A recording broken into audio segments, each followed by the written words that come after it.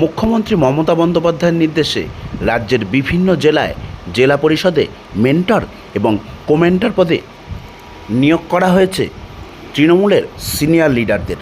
উত্তর 24 পরগনার দায়িত্ব পেয়েছেন ধীমান রায়। কোমেন্টর করা হয়েছে বনগাঁর বিশ্বজিৎ দাসকে। সোমবারই সদল বলে উত্তর 24 পরগনা জেলা পরিষদে মিছিল করে আসেন ধীমান রায়। সকলেই শুভেচ্ছা জানান। জেলা পরিষদের সভাধিপতি নারায়ণ গোস্বামী পুষ্পস্তবক দিয়ে ধীমান রায়কে সম্বর্ধিত করেন। আর ধীমান রায়ের এই দায়িত্ব পাওয়ায় অশোকনগর জুড়ে উচ্ছ্বাস। অনুগামীদের মধ্যে এদিন সোমবারে উপস্থিত ছিলেন অনেকেই। ছিলেন জেলা পরিষদের সদস্য তথা অশোকনগর গ্রামীণ তৃণমূলের সভাপতি বৃন্দাবন ঘোষ থেকে শুরু করে প্রাক্তন প্রধান এবং জেলা পরিষদের নেতৃত্ব থেকে শুরু করে সকলেই ছিলেন। জেলা পরিষদের অপর সদস্য অজিত সাহা, তিনিও ফুল দিয়ে সম্বর্ধিত করেন ধীমান রায়কে। আর ধীমান রায়ের এই পদ পাওয়ায় উচ্ছ্বসিত তার সমর্থকরা মনে করছে এবারে অশোকনগর তথা উত্তর 24 পরগনা জেলার বিভিন্ন উন্নয়নের কাজ আরও ত্বরান্বিত হবে। জেলার দুই তাবড় নেতা নারায়ণ গোস্বামী এবং ধীমান রায় একত্রিতভাবে জেলার উন্নয়নে ঝাঁপিয়ে পড়বেন। এ প্রসঙ্গে আমরা কথা বলেছিলাম ধীমান রায়ের অনুগামী বেশ কয়েকজন নেতৃত্ব এবং কর্মীর সঙ্গে। আমরা কথা বলেছিলাম প্রাক্তন প্রধান মিনাজউদ্দিনের সঙ্গে, আমরা কথা বলেছিলাম বিশিষ্ট ব্যবসায়ী সুভাষ দাস সহ একাধিক মানুষের সঙ্গে। ধীমান রায়ের এই পদ পাওয়া নিয়ে তারা সকলেই উচ্ছ্বসিত এবং তারা জানালেন ধীমান রায়ের পাশে তারা আছেন, উন্নয়নের প্রতীক হবেন ধীমান রায়। শুনুন কি বলছেন তারা। নামি দামি কোম্পানির জুতো, বেল্ট, ওয়ালেট আর পারফিউম কিনতে পয়সা খরচা করে বাসে, ট্রেনে আর ছুটতে হবে না হাবড়া বা কলকাতায়। বাড়ির পাশে অশোকনগর কচুয়া মোড় সংলগ্ন বিজয় ফার্মেসি মোড়ে স্টেপস গ্যালাক্সিতেই মিলছে ন্যায্য দামে উন্নত মানের লেডিস এবং জেন্টস জুতো। তবে ছোটদের জুতো এখানে বিক্রি হয় না। নিজের পছন্দের উন্নত মানের জুতো কিনতে তাই আজই চলে আসুন স্টেপস গ্যালাক্সিতে। বাস্তব যে মন থেকে, হৃদয় দিয়ে, অন্তর দিয়ে ভালো আনন্দ পাচ্ছে। আনন্দ বই প্রকাশ করার মতন না। লোকটার প্রতি যে অবিচার এবং 4 বছর ধরে লোকটার যে একা একা যে কষ্ট পেয়েছে, অন্তত একটু হলেও শান্তির বাতাবরণ দাদা পাবে এবং তার সঙ্গে আমরাও আনন্দ করি। আপনাদেরও কি অসুবিধা হচ্ছিল কাজ করে করতে? 100% অসুবিধা হচ্ছে, ভীষণভাবে। কী ধরনের অসুবিধা? কিন্তু অ্যাকচুয়ালি আমরা দলের লোক, তৃণমূলের প্রতীকের লোক, কিন্তু এইটা কেউ মানতে চায় না।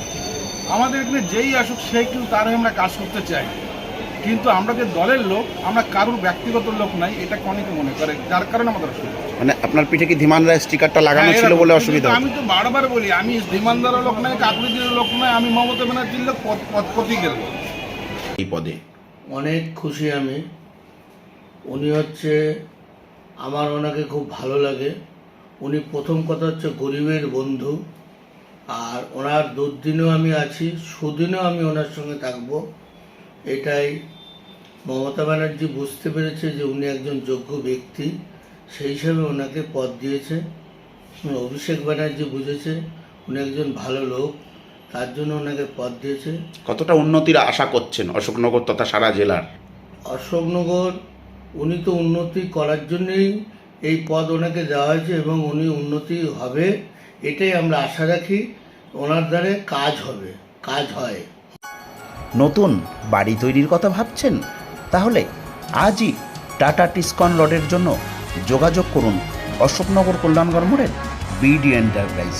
একমাত্র অথরাইজড ডিলার বিডি এন্টারপ্রাইজে যোগাযোগ করুন। Phone number 8336831913।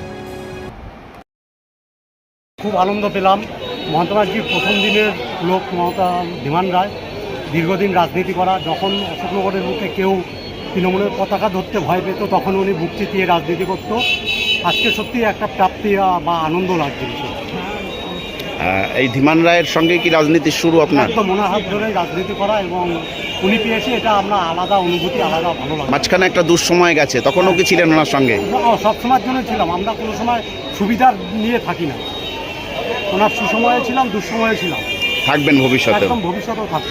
এই যে সিদ্ধান্ত দলের কতটা স্বাগত জানাবেন?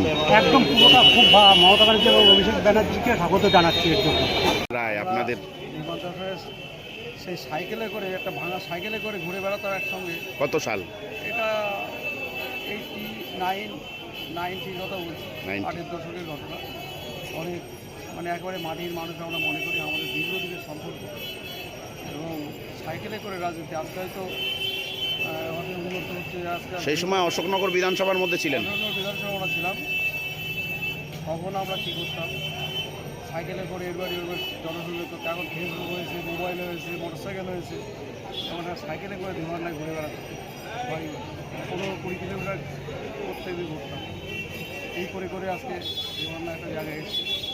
মাঝখানে একটা সমস্যা ছিল, মাঝখানে একটা খারাপ সময় গেছে। হয়ে গেছে। আমি ধন্যবাদ জানাই আমাদের মাননীয় মুখ্যমন্ত্রী মমতা ব্যানার্জিকে, যে আজকে এই ধীমান্নায়কে একটা জায়গা দিয়েছে। অভিষেক ব্যানার্জিকে ধন্যবাদ জানাই। কি মনে হয় দলে কি একটা ভারসাম্য আসবে এবার? আশা করা যায়, উচিত, এই মুহূর্তে উচিত।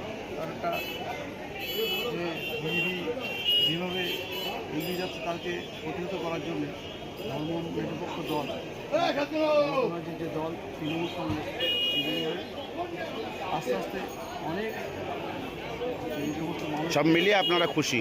হ্যাঁ, বীরভূম 2 অঞ্চলের বেরগুল দুর্গাপুর অঞ্চল অত্যন্ত খুশি, যেহেতু বেরগুল দুর্গাপুর অঞ্চল জীবনের একসময় পড়ে থাকতো, গড় ছিল একসময়। একসময় পড়ে থাকতো যেহেতু আর কে এসছেন আপনাদের পুরনো লোক? আমাদের বেরগুল দুর্গাপুর আগের প্রধান প্রাক্তন প্রধান জীবন্তন এসছে, সঙ্গে পঞ্চায়েত মেম্বার অনেকে এসছে। আমরা প্রায় 30-40 জন এখানে চলে যাবো। আপনার নাম? আমরা দিলীপ ঘোষ, প্রাক্তন কর্মদক্ষ, আমরা পঞ্চায়েত সদস্য।